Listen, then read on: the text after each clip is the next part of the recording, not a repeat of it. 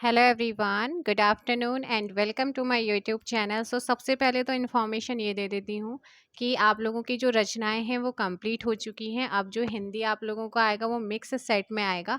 बाकी जो हिंदी हम करेंगे chapter wise B S Negi ji की बुक को वो करने वाले हैं रवत मोटिवेशनल हब पर, ठीक है। और दूसरी चीज़ परीक्षा वाणी जो एक्स्ट्रा फैक्ट के साथ आपका चल रहा है वो भी वहीं पर करा रही हूँ, तो आप उसे देख सकते हैं। हिंदी वहीं पर चलेगा। यहाँ पर आपका मिक्स प्रैक्टिस सेट और जीएस का जो सेशन है, जो सब 11 बजे जो रचनाएं आती थी ना, वहाँ पर मैं पॉलिटी कराऊंगी आप लोगों को डेली, और मॉर्निंग में हिस्ट्री। तो पॉलिटी और हिस्ट्री, और जल्दी ही आपका ज्योग्राफी का सेशन भी यहाँ पर शुरू करूँगी। बहुत सारे बच्चे कह रहे थे कि मैम उत्तराखंड तो काफ़ी हो चुका है, और उत्तराखंड में आप लोगों को दूसरे चैनल पे कराऊंगी। यहाँ पर मिक्स सेट में आपका रिवीजन चल रहा है, ठीक है। मिक्स सेट में आपका Uttarakhand current affair, national international, Uttarakhand current affair, Hindi, सारी चीज़ें आप लोगों को मिलेंगी। स्टार्ट करते हैं आज के इस क्वेश्चन को। अभी कुछ बच्चे ऐसे होते हैं जो राजनीति करने के लिए आते हैं, तो उनको जो है उनका काम करने दीजिए। आप लोग अपनी पढ़ाई कीजिए। जो पढ़ने वाला है वो फालतू चीज़ों पे ध्यान ही नहीं देता है। और मैं अब वही चीज़ आप लोगों को कराती हूँ जो किसी एग्ज़ाम में पहले पूछा गया है, और जो भी आयोग उसे कंडक्ट करा रहा है और उसने आंसर क्या माना है, उस चीज़ को लेकर के मैं हमेशा आप लोगों को अपडेट भी करती हूँ और बताती भी हूँ और कराती भी हूँ, ठीक है भाई। हमें कोई ऐसा नहीं है कि हम एकदम से उठ करके आए हैं। हमने भी भाई 8-9 साल इन चीज़ों में बिताए हैं, है ना। तो ये चीज़ आप बिल्कुल भी ना कहें। चलो भाई स्टार्ट करते हैं। फर्स्ट क्वेश्चन है, हाँ, करंट अफेयर के क्वेश्चन। हाल ही में किस खेल से संबंधित भारतीय खिलाड़ी झूलन गोस्वामी ने अंतर्राष्ट्रीय खेल से संन्यास लिया है?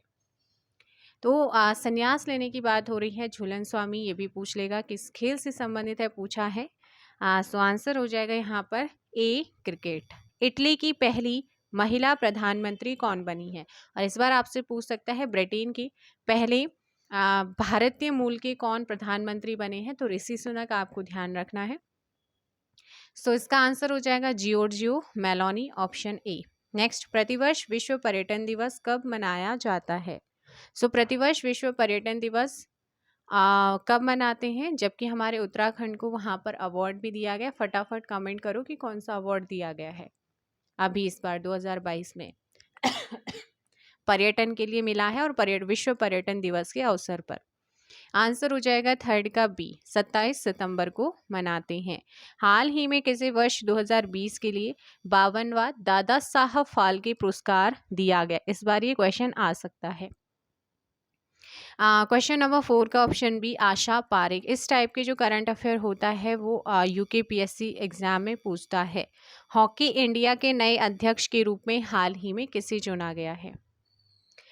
दिलीप तिर्की को चुना गया है, ऑप्शन डी, है ना। नेक्स्ट है, हाल ही में आईसीएमआर के नए महानिदेशक कौन बने हैं?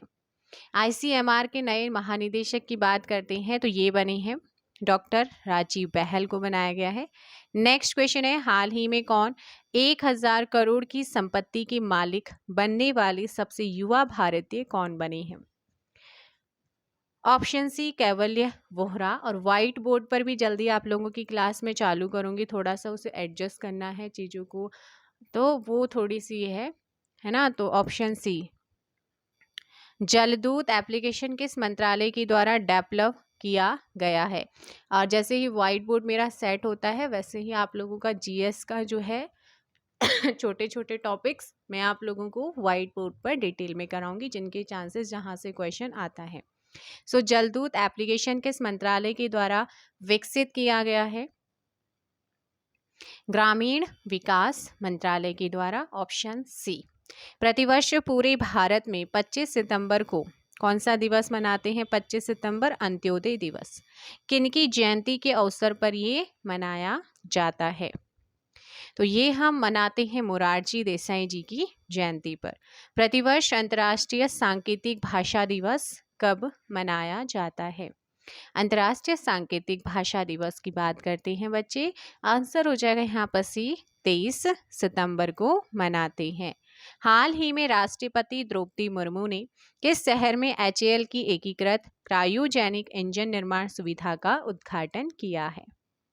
सो ये किया गया है। इसरो का headquarter, Indian space research organisation का हेडक्वार्टर कहाँ है? बेंगलुरु, है ना। ऑप्शन डी हो जाएगा। बेंगलुरु राजधानी है कर्नाटका की। कर्नाटका में कौन कौन से, अच्छा, बेंगलुरु को सिलिकॉन वैली कहा जाता है। कर्नाटका में नागरहोल, बन्नरघट्टा, कुद्रेमुखा, आंसी नेशनल पार्क या राष्ट्रीय उद्यान कहाँ पर है? बेंगलुरु में ही है। हाल ही में स्वच्छ टाइकैथॉन प्रतियोगिता किस केंद्रीय मंत्रालय के द्वारा शुरू किया गया है? सो क्वेश्चन नंबर 12 आपको ध्यान रखना है, आवास एवं शहरी कार्य मंत्रालय।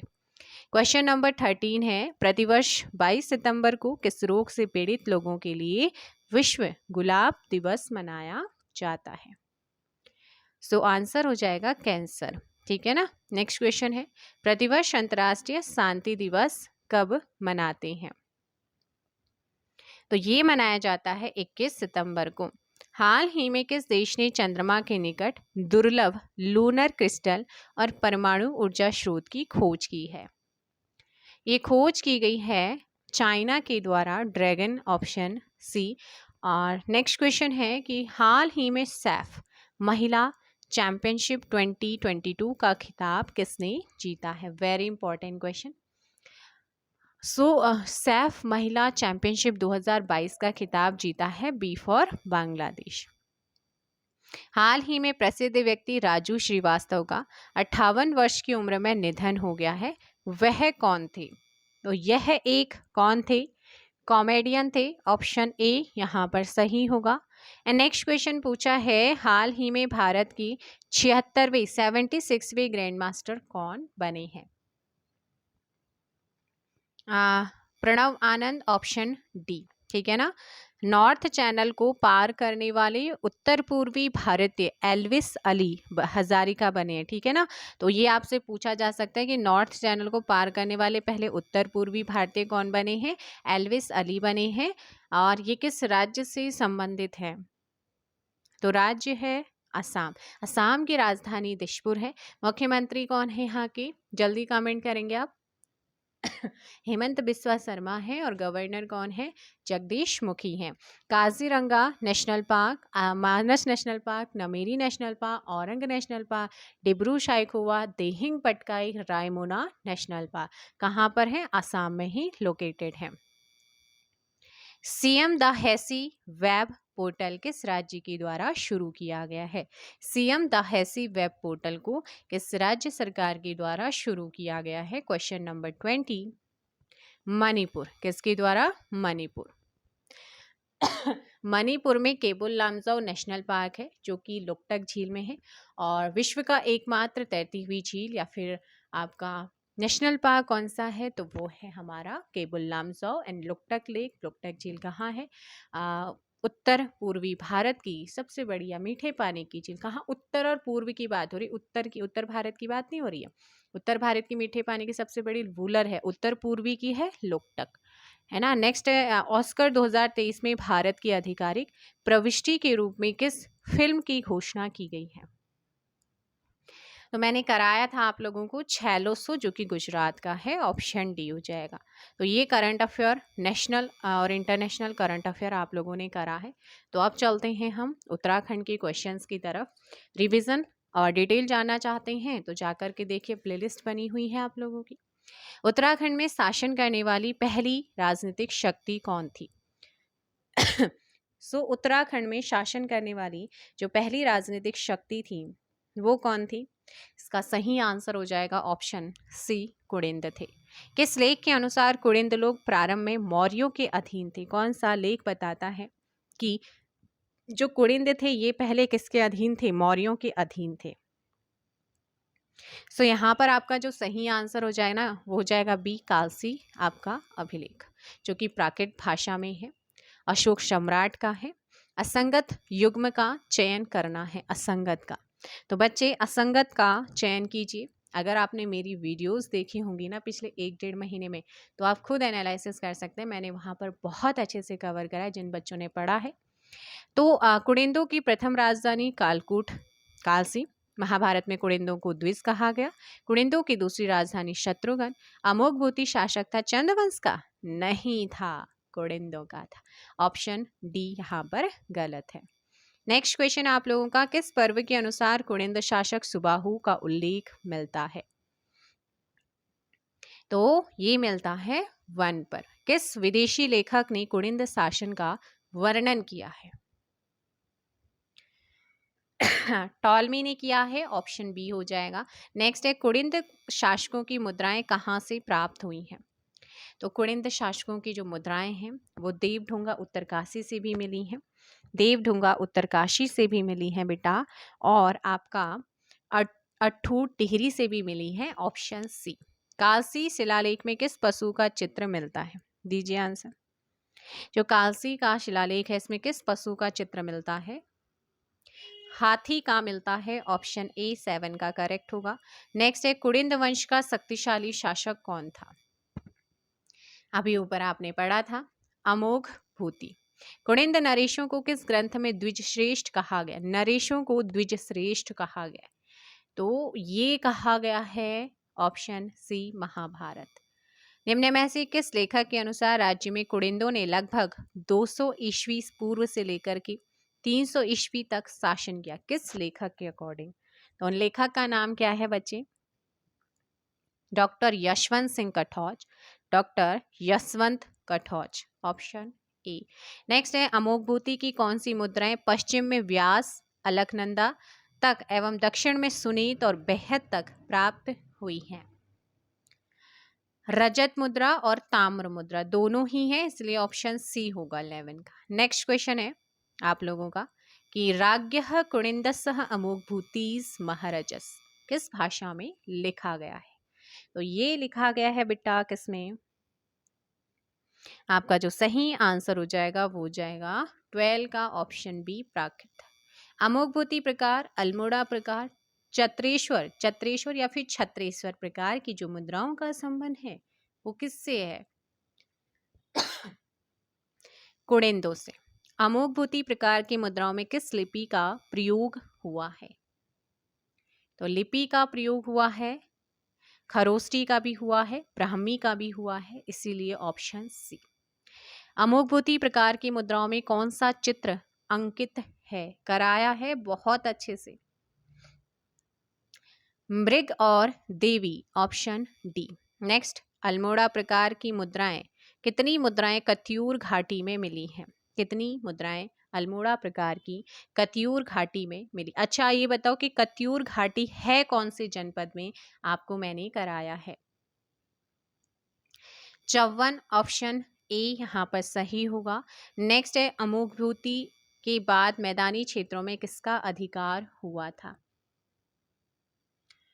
शकों का हुआ था, ऑप्शन बी हो जाएगा। नेक्स्ट है, कुनिंद शासकों की अधिष्ठाता थे देव कौन थे? अधिष्ठाता देव कौन थे? छत्रेश्वर, ऑप्शन सी। क्वेश्चन नंबर 18 सी, अल्मोड़ा से प्राप्त 4 मुद्राएं किस संग्रहालय में रखी गई हैं? ब्रिटिश संग्रहालय, ऑप्शन ए। नेक्स्ट क्वेश्चन है कि कटारमल सूर्य मंदिर, कुमाऊं सूर्य मंदिर व कुमाऊं में प्रचलित शक संवत किसकी पुष्टि करता है? तो ये यहाँ पर बताता है कि यहाँ पर जो है शकों ने भी शासन किया, ऑप्शन बी 20 का सही होगा। नेक्स्ट है, निम्न में से कुषाण वंश का शक्तिशाली शासक कौन था? कुषाण वंश का शक्तिशाली शासक कौन था?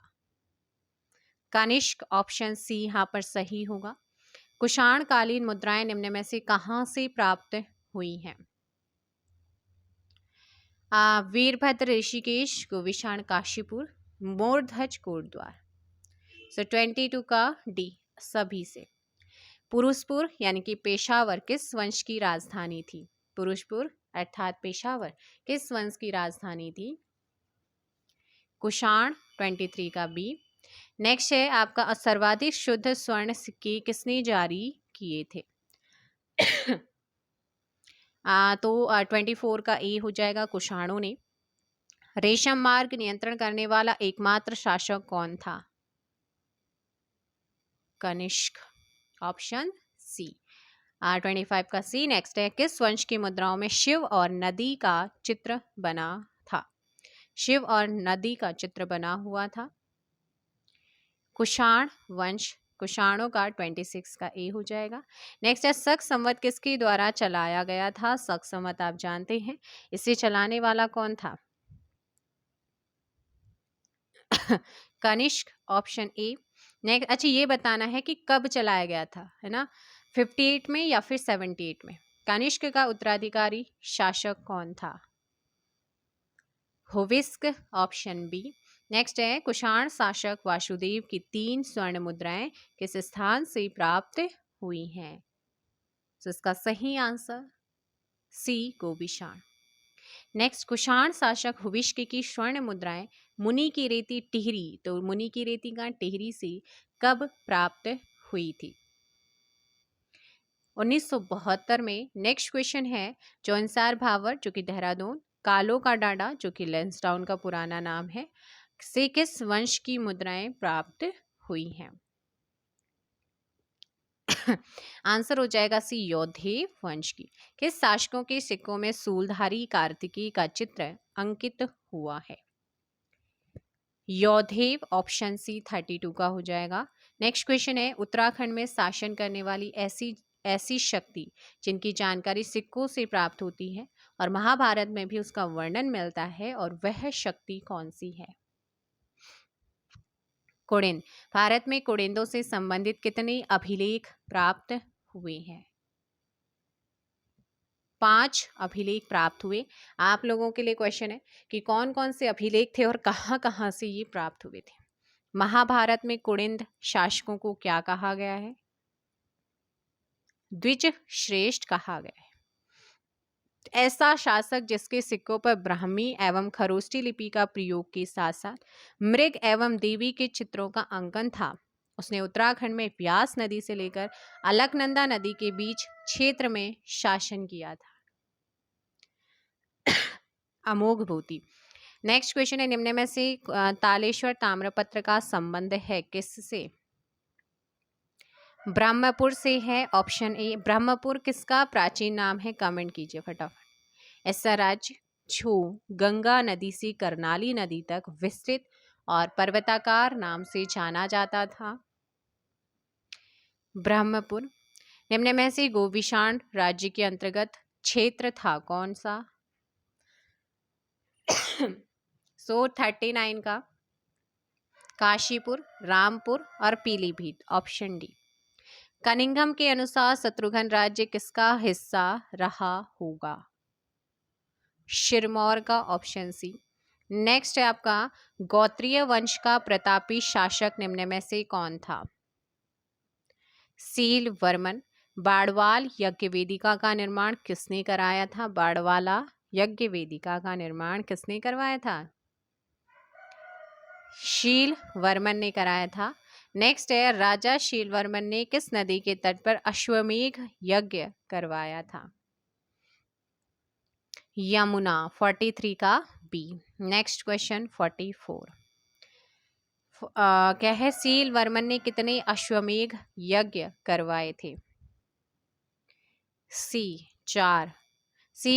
किस वंश की जानकारी बृहत्ता संहिता एवं मुद्रा राक्षस से मिलती है? Kuluta, option D. कुलूत वंश का प्रतापी शासक कौन था? कुलूत वंश का प्रतापी शासक वीरयश। कृतपुर राज्य की राजधानी कहाँ थी? कार्तिकेयपुर। निम्न में से किसके अनुसार हुण राजा तोरमाण व मिहिर कुल के अधीन हिमालय का कुछ भाग रहा था? राहुल सांकृत्यायन की अकॉर्डिंग। नेक्स्ट है आपका किस परिस्थिति में करतरपुर राज्य को गुप्त साम्राज्य के अधीन बताया गया है? प्रयाग परिस्थिति, ऑप्शन बी यहाँ पर बिल्कुल सही आंसर होगा। इसके बाद जो आपके क्वेश्चंस हैं वो हैं आपके करंट अफेयर के क्वेश्चंस। क्या हैं करंट अफेयर के क्वेश्चन? सो आंसर दीजिएगा क्वेश्चन नंबर 18। राज्य में 9 से लेकर 15 अगस्त के मध्य किस पार्टी के द्वारा भारत छोड़ो यात्रा का आयोजन किया गया?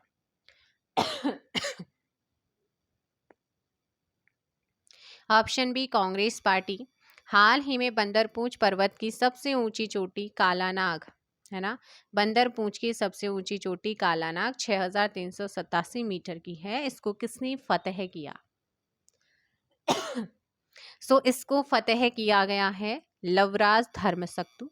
तो लवराज धर्मसक्तु एक पर्वतारोही है। नेक्स्ट क्वेश्चन नंबर 20, हाल ही में मुख्यमंत्री जी के द्वारा किस मंदिर को 5वां धाम बनाने की घोषणा की गई है? जागेश्वर धाम, अल्मोड़ा। उत्तराखंड में 5वीं विधानसभा के लिए कब शांतिपूर्ण मतदान पूरा हुआ है?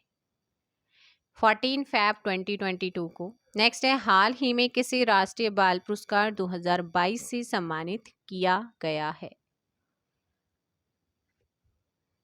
22 का ए, अनुराग रमोला। नेक्स्ट है, राज्य के सकल घरेलू उत्पाद में पर्यटन का योगदान कितना प्रतिशत रहा है? 23 का सी हो जाएगा 15.45%। राज्य में किसान महोत्सव कब आयोजित किया गया है? किसान महोत्सव आयोजित हुआ है 22 फरवरी 2022 को। हाल ही में उत्तराखंड का ब्रांड एम्बेसडर किसे बनाया गया है? उत्तराखंड का brand ambassador Rishabh Pant, option B. Next है, SCERT के कला सम्मान से उत्तराखंड के कितने शिक्षक को सम्मानित किया गया है? 26 का बी 17 हो जाएगा। नेक्स्ट क्वेश्चन, हाल ही में चर्चित पुस्तक a little book of India celebrating 75 years of independence किसकी पुस्तक है? रस्किन बॉन्ड। 68वीं राष्ट्रीय पुरस्कार में Bharat film friendly special mission पुरस्कार किसे प्राप्त हुआ है? 28 का बी उत्तराखंड। भारत नवाचार सूचकांक 2021 में पहाड़ी राज्यों के क्रम में उत्तराखंड कौन से स्थान पर रहा है? नवाचार सूचकांक सेकंड नंबर रहा है उत्तराखंड। देश का सबसे बड़ा सोलर प्लांट तेलंगाना में किसने शुरू किया है?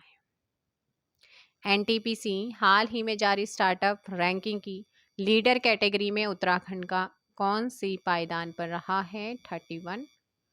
बी 4th नंबर पर रहा। उत्तराखंड में नई शिक्षा नीति कब से लागू हुई है? New education policy. 32 का ऑप्शन ए 12 जुलाई 2022। और प्राइमरी लेवल पर पहला राज्य बना है जिसने न्यू एजुकेशन पॉलिसी को लागू किया है। हाल ही में शूनकोट का प्राचीन नौला राष्ट्रीय महत्व का प्राचीन स्मारक घोषित किया गया है। यह कौन से जिले में है? शूनकोट का प्राचीन नौला ऑप्शन बी अल्मोड़ा में है। हाल ही में श्रीदेव सुमन की 78वीं कौन से नंबर की पुण्यतिथि मनाई गई है? ये भी पूछेगा। तो 78वीं पुण्यतिथि हमने मनाई है इस बार किसकी? श्रीदेव सुमन जी की। और कब? 25 जुलाई को मनाई है। ऑप्शन बी आपका सही होगा। तो ये करंट अफेयर आपका कंप्लीट हो चुका है। Uttarakhand current affair, national international current affair. अभी जो मैं आप क्वेश्चन आप लोगों को कराऊंगी ना जीके का, वो आपका प्रीवियस ईयर आपका पेपर है जो कि 2014-15 में आया था, आपका उत्तराखंड PCS के द्वारा कराया गया था। तो स्टार्ट करते हैं। फर्स्ट क्वेश्चन, किस संवैधानिक संशोधन के द्वारा शहरी स्थानीय शासन को संवैधानिक दर्जा दिया गया है? ध्यान देना है, 74वां संविधान संशोधन, ऑप्शन सी। इसके द्वारा शहरी स्थानीय शासन को संवैधानिक दर्जा दिया गया था। ठीक है। और इसके अंतर्गत अनुच्छेद 243B से 243ZG यहाँ पर इसमें उल्लेख किया गया है। 12वीं अनुसूची को जोड़ा गया था। इसके तहत कौन सी अनुसूची को? 12वीं अनुसूची को जोड़ा गया था। यह आपको ध्यान रखना है। और 1993 में ये संविधान संशोधन लागू हुआ। नेक्स्ट क्वेश्चन है कि भारत के सर्वोच्च न्यायालय का क्षेत्राधिकार किसके द्वारा बढ़ाया जा सकता है? अनुच्छेद 138 के तहत 138 के तहत सर्वोच्च न्यायालय की अधिकारिता की वृद्धि से संबंधित प्रावधान किया गया है। तो आंसर हो जाएगा सी, संसद द्वारा विधि बनाकर। और 138 में व्यवस्था की गई है कि संसद विधि बना करके सर्वोच्च न्यायालय की अधिकारिता में क्या कर सकती है? वृद्धि कर सकती है। नेक्स्ट क्वेश्चन आगे है कि मंत्रिपरिषद सामूहिक रूप से किसके प्रति उत्तरदायी है? लोकसभा के प्रति अनुच्छेद 75 के तहत सामूहिक उत्तरदायित्व का प्रावधान है। ठीक है ना। अगर लोकसभा में विश्वास को देने पर मंत्रिपरिषद को क्या करना पड़ता है, त्याग पत्र देना पड़ता है। निम्न में से किसको भारतीय संविधान की आत्मा कहा गया है? भारतीय संविधान की आत्मा आपको पता होगा अनुच्छेद 32। अनुच्छेद 32 को संवैधानिक उपचारों के अधिकार, डॉक्टर अंबेडकर ने इसे संविधान की आत्मा कहा है है ना। और मौलिक अधिकारों के उल्लंघन की स्थिति में सीधे कहाँ, सर्वोच्च न्यायालय, अनुच्छेद 32। और उच्च न्यायालय, जल्दी बताओ कौन से आर्टिकल के तहत जाते हैं, कमेंट करो फटाफट से। इस क्वेश्चन का आंसर हो जाएगा यहाँ पर सी। नेक्स्ट, लोकसभा सचिवालय प्रत्यक्ष रूप से किसकी देखरेख में काम करता है?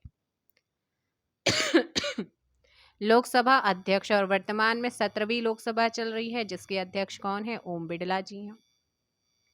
निम्न में से किसकी नियुक्ति राज्य का राज्यपाल नहीं करता है? तो यहाँ पर आपको देखना है कि जो उच्च न्यायालय के न्यायाधीश हैं, ऑप्शन सी, ठीक है ना, ऑप्शन सी, इनका ऑप्शन सी आपको ध्यान रखना है, क्योंकि अनुच्छेद 217 के तहत उच्च न्यायालय के मुख्य न्यायाधीशों की नियुक्ति भारत के राष्ट्रपति के द्वारा, सर्वोच्च न्यायालय के मुख्य न्यायाधीश की नियुक्ति भारत का राष्ट्रपति, संबंधित राज्य के राज्यपाल, संबंधित राज्य के राज्यपाल हो गए, और उच्च न्यायालय के मुख्य न्यायाधीश के परामर्श से करता है। राज्य लोक सेवा आयोग के सदस्य, मुख्यमंत्री और महाधिवक्ता की नियुक्ति राज्यपाल के द्वारा होती है। तो यहाँ पर आपका जो महान्यायवादी लिखा गया है ना, तो जिसके लिए महाधिवक्ता, एडवोकेट जनरल लिखा गया है तो ऑप्शन सी यहाँ पर आपका बिल्कुल सही होगा। नेक्स्ट क्वेश्चन है आप लोगों का, निम्नलिखित में से किसके अंतर्गत भारतीय संविधान सभा का गठन किया गया? भारतीय संविधान सभा का गठन होता है कैबिनेट मिशन योजना 1946 के तहत होता है। 389 सदस्य इसमें स्टार्टिंग में थे। इसने कहा था कि एक संविधान सभा का गठन होगा, इसमें 389 सदस्य थे, और इसमें जो 292 सदस्य थे वो ब्रिटिश भारत के गवर्नर के अधीन जो राज्य थे, जो प्रांत थे वहाँ से थे, और 11 प्रांतों से सदस्य थे, 4 इसमें चीफ कमिश्नरी के अधीन। जो 4 प्रांत थे वो दिल्ली, अजमेर, मारवाड़, कुर्ग और ब्रिटिश बलूचिस्तान था और 93 इसमें क्या थे, देशी रियासतों से लिए जाने थे। और प्रांतीय सभाओं के द्वारा प्रत्येक 10 लाख जनसंख्या में एक सदस्य अनुपात में इसका क्या किया गया था, इसके सदस्य निर्वाचित हुए थे। नेक्स्ट क्वेश्चन है कि भारतीय संसद में निम्न में से कौन सम्मिलित है? भारतीय संसद में इनमें से कौन सम्मिलित है? तो देखो भाई, भारतीय संसद अनुच्छेद 79, राष्ट्रपति अनुच्छेद 52, लोकसभा 81 और राज्यसभा 80 को इसमें शामिल किया जाता है। तो ऑप्शन ए, राष्ट्रपति, लोकसभा और राज्यसभा। नेक्स्ट है क्वेश्चन नंबर आप लोगों का यहाँ पर 9, संसद के दोनों सदनों की संयुक्त बैठक की अध्यक्षता कौन करता है? तो ये अध्यक्ष करता है लोकसभा का अध्यक्ष, ऑप्शन डी, है ना। 100 जो लोकसभा का अध्यक्ष संसद के दोनों सदनों की संयुक्त बैठक के आर्टिकल के अनुच्छेद के तहत करता है, अनुच्छेद 108 के तहत करता है। नेक्स्ट क्वेश्चन, भारत के मुख्य चुनाव आयुक्त का कार्यकाल कितना होता है? मुख्य चुनाव आयुक्त वर्तमान में राजीव कुमार हैं और इनका जो कार्यकाल होता है वो होता है, अनुच्छेद 324 के अंतर्गत ये प्रावधान है कि एक स्वतंत्र निर्वाचन आयोग की व्यवस्था की जाएगी, जिसमें एक मुख्य निर्वाचन आयुक्त, 2 अन्य निर्वाचन आयुक्त होते हैं, और मुख्य निर्वाचन आयुक्त का जो टाइम पीरियड होता है वो 6 वर्ष या 65 वर्ष की आयु, अगर उनका कार्यकाल 6 वर्ष कंप्लीट हो जाते हैं तब, या फिर 65 वर्ष की उम्र, उनकी उम्र या एज हो जाए ना, जो भी पहले होगा वो ऑप्शन बी।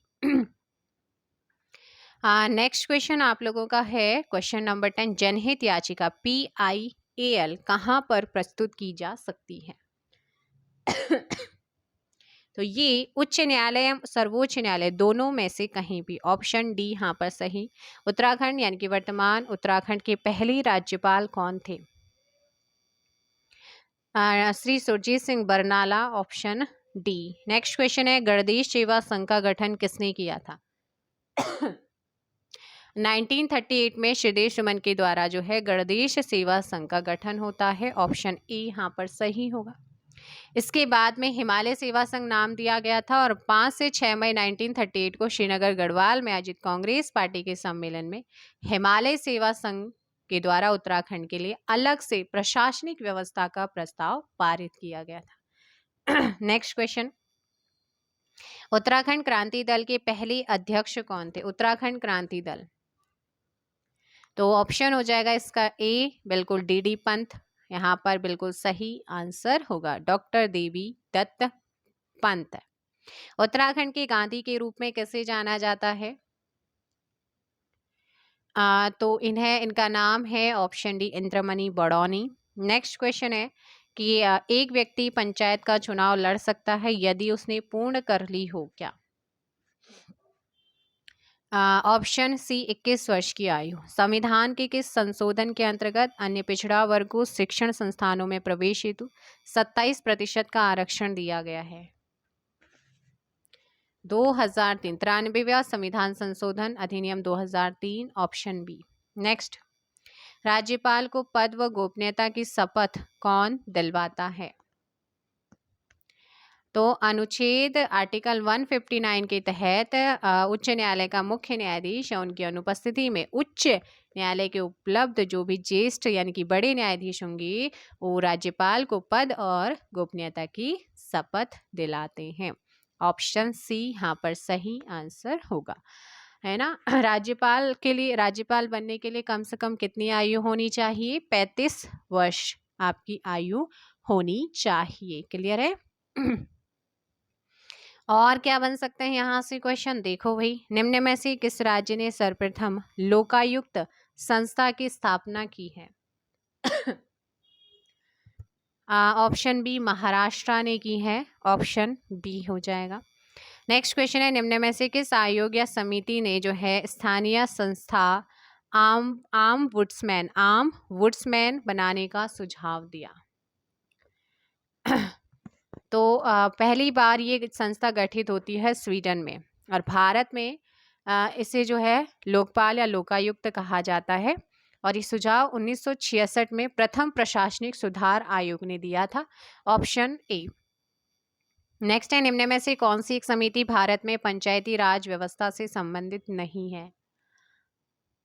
तो आपको ध्यान रखना है, ऑप्शन हो जाएगा दिनेश गोस्वामी समिति।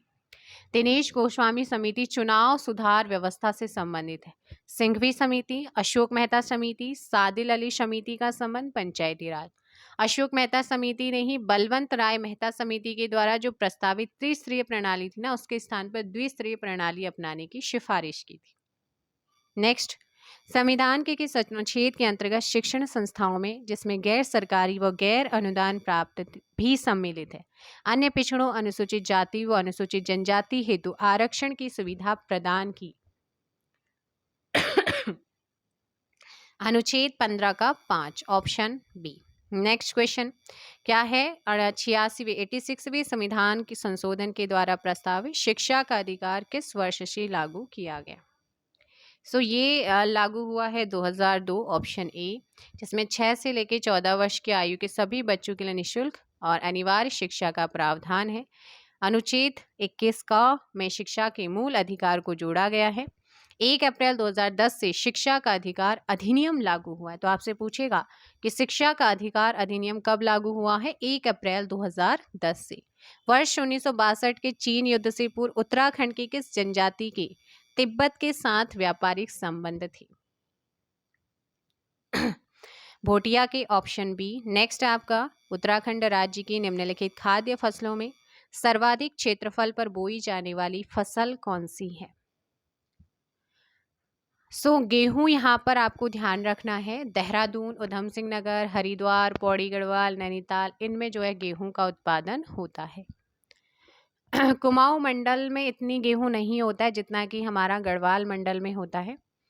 राज्य का जो टोटल कृषि भूमि है ना, उसका कम से कम 33% भाग पर गेहूं बोया जाता है। नेक्स्ट है, वर्ष 2011 की जनगणना के अनुसार उत्तराखंड के राज्य की जो साक्षरता दर है, लिटरेसी रेट है, वो कितना है?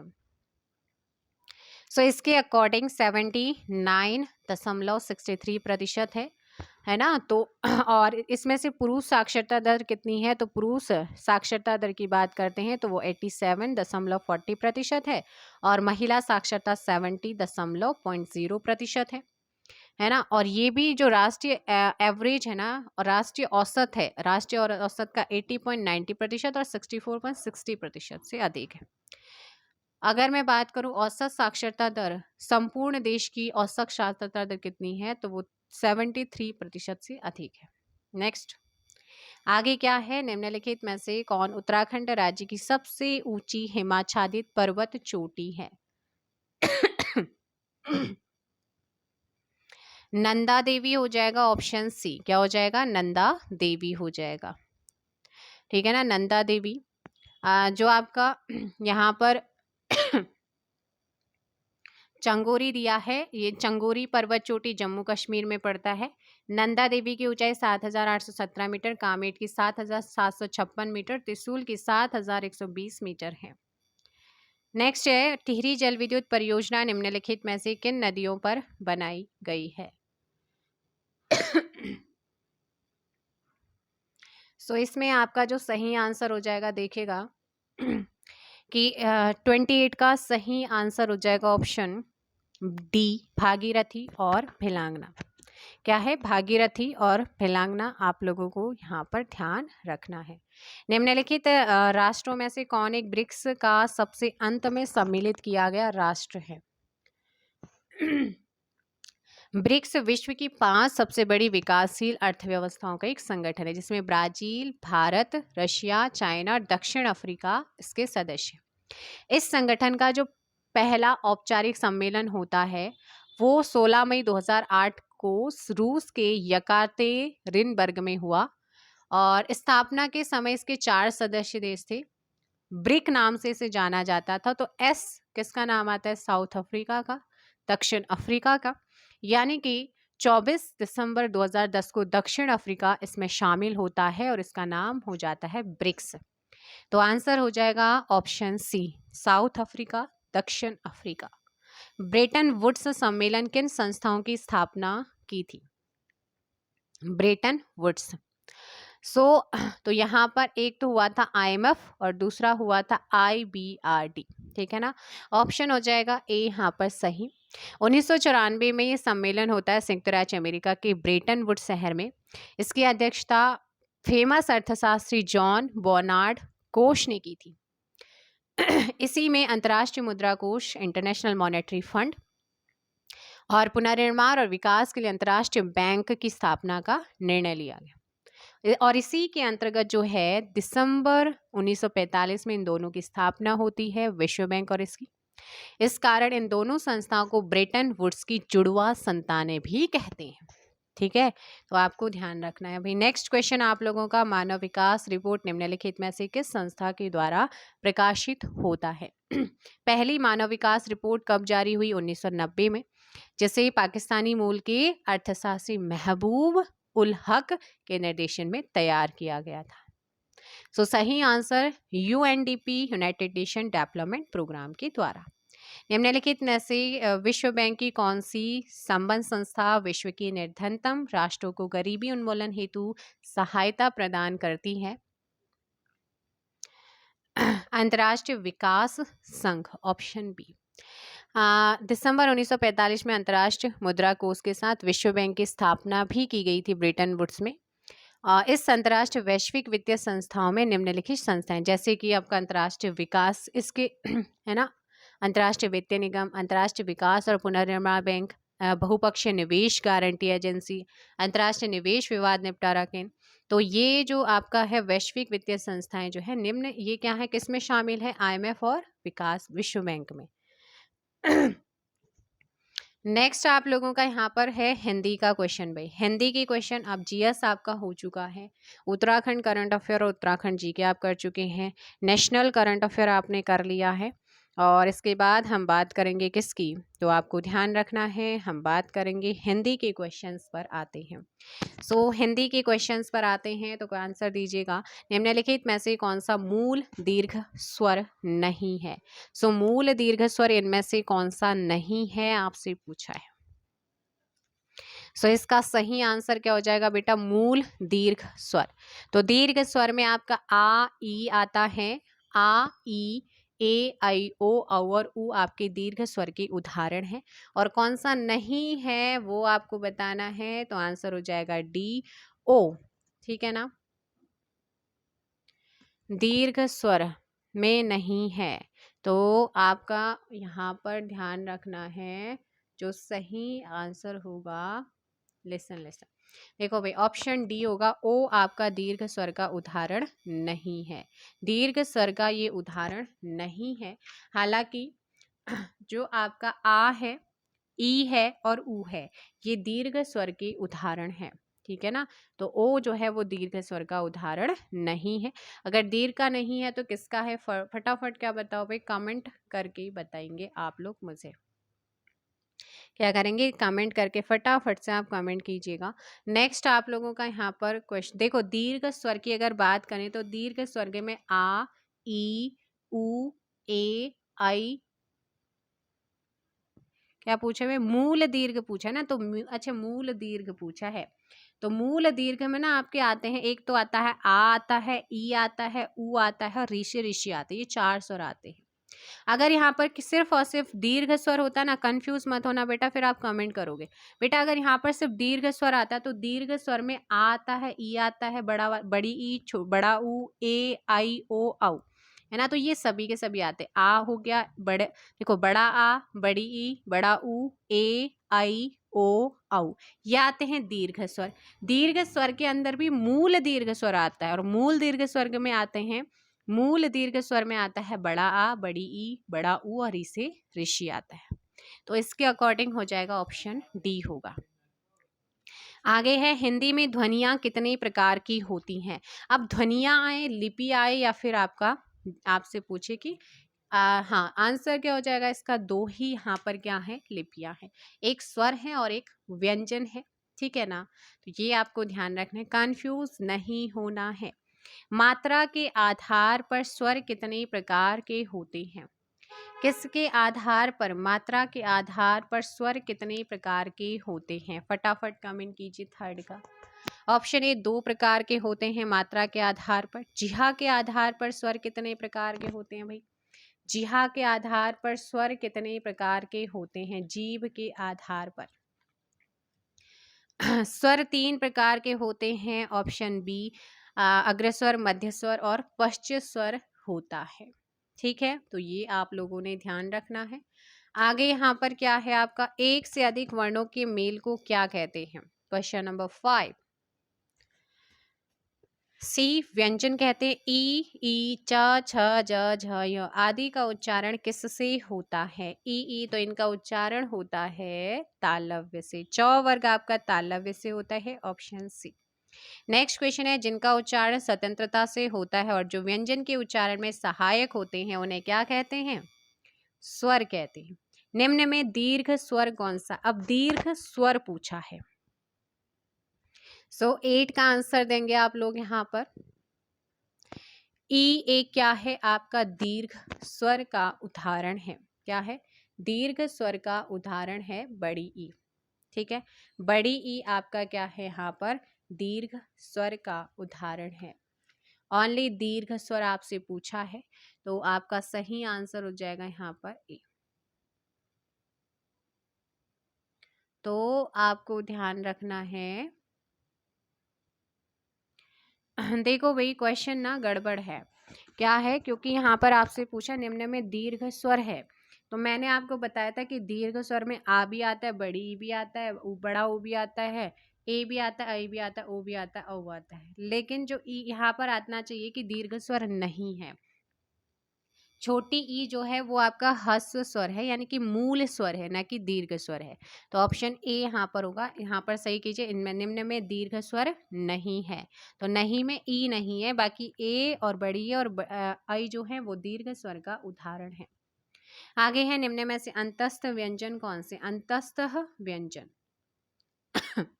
तो अंतस्थ व्यंजनों की संख्या होती है 4, य और ल व, तो इनमें से हो जाएगा व, ऑप्शन सी। नेक्स्ट क्वेश्चन है आपका, निम्न में से अल्प प्राण व्यंजन कौन सा है? तो बेटा प्रत्येक वर्ग का पहला, तीसरा और पांचवा अल्प प्राण होता है, दूसरा और पांचवा महाप्राण होता, चौथा महाप्राण होता है। तो 10 का जो सही आंसर होगा ना वो हो जाएगा ऑप्शन बी। निम्न में से घोष वर्ण कौन सा है? स्टार्टिंग के जो प्रत्येक वर्ग का पहला दूसरा वर्ण जो होता है वो अघोष होता है, तीसरा चौथा पांचवा घोष या फिर सघोष होता है। सो 11 का ऑप्शन ए ज हो जाएगा, च छ ज। अकेला चना भाड़ नहीं फोड़ता है। तो मुहावरे आपके आ गए हैं, अकेला चना भाड़ नहीं फोड़ता है, इसका अर्थ आप लोगों को बताना है। क्वेश्चन नंबर 12, अकेला व्यक्ति शक्तिशाली नहीं होता। पो 12 होना मुहावरे का अर्थ, पो 12 होना, पो 12 होना अत्यधिक लाभ होना। बांझ क्या जाने प्रसव की पीड़ा का अर्थ बताना है। जिस पर बीतती है वही जानता है। कान का कच्चा होना मुहावरे का अर्थ है। सुनी सुनाई बातों पर विश्वास करना। घुटने टेकना मुहावरे का अर्थ क्या है? घुटने टेकना, हार मान लेना। खिचड़ी पकाना, खिचड़ी पकाने का है किसी षड्यंत्र की तैयारी करना। नीम हकीम खतरे जान का अर्थ क्या है? नीम हकीम खतरे जान। सो नीम हकीम खतरे जान का अर्थ है अल्प ज्ञान हानिकारक होता है। पो 12 होना फिर से आया है। सब तरह की सुख सुविधाओं का होना, ऑप्शन ए है ना। अत्यधिक लाभ होना, और जब ऑप्शन के अकॉर्डिंग लगाएंगे आप, क्योंकि ऊपर था अत्यधिक लाभ होना, नीचे ऑप्शन जिस तरीके के ऑप्शन है उसी तरीके से आंसर भी लगाना है। सब्ज बाग दिखाना मुहावरे का अर्थ क्या है? सब्ज बाग दिखाना, प्रलोभन देना इसका अर्थ होता है। तो ये हो गया है आज का आपका प्रैक्टिस सेट नंबर 6। पुराने सेट नहीं देखे हैं तो देखिएगा। और आज मैंने जो है प्रीवियस ईयर क्वेश्चंस को यहाँ पर लिया है, चाहे वो किसी भी पोर्शन से हो। आप लोगों का सेशन कैसा लगा ज़रूर बताइएगा, एंड फीडबैक भी देना है आप लोगों को। और बाकी चीज़ें आप लोगों की चल रही है, कंटिन्यू कीजिएगा आप इन सारी चीज़ों को। Thank you very much.